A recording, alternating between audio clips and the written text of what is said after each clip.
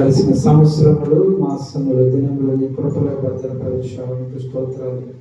కోడి తన పిల్లలను ఎలాగైతే రెక్కల చోట్న కాచి కాపాడుతుందో ప్రభు, అలాగనైనా నీ రెక్కల చోట్న మమ్మల్ని కాచి కాపాడేందుకు వెళ్ళలేని స్థుతులు స్తోత్రాలు చెల్లిస్తున్నాం.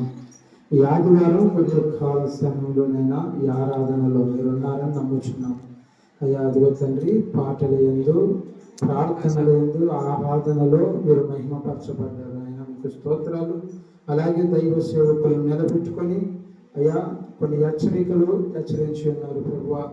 ప్రార్థన అయినా కొన్ని సంఘముల గురించి మీరు హెచ్చరించారు అయ్యా. ధాన్యాలను బట్టి అయినా మీరు హెచ్చరించి ఉన్నారు. ఆ యొక్క వాక్యము మేము విని మా హృదయాలను భద్రపరుచుకొని నీరు కట్టి ఫలించుటకు మీ కృప సహాయం చేయండి అయ్యా. వచ్చిన మేము ఒట్టి వారముగా వెళ్ళకుండా ప్రభువా, మీ యొక్క వాక్యము మేము వెతుకుని వెళ్ళి మా జీవితాలలో మేము ఫలించుటకు మీ కృప సహాయం చేయండి. మీకు వందనాలు స్తోత్రాలు చెల్లిస్తున్నాం.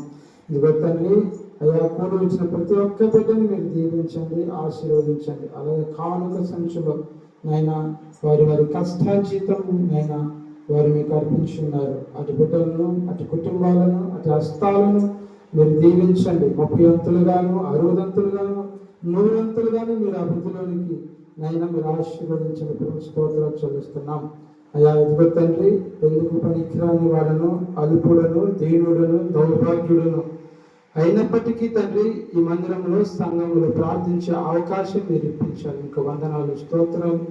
ఇంతవరకునైనా మిమ్మల్ని కనపరుచున్నాం. మీకు వందనాలు స్తోత్రాలు చెల్లించుకుంటూ మా ప్రియుడైన నిజరక్షకుడైన యేసుక్రీస్తు నామమున అడిగి వేడుకుంటున్నాము తండ్రి.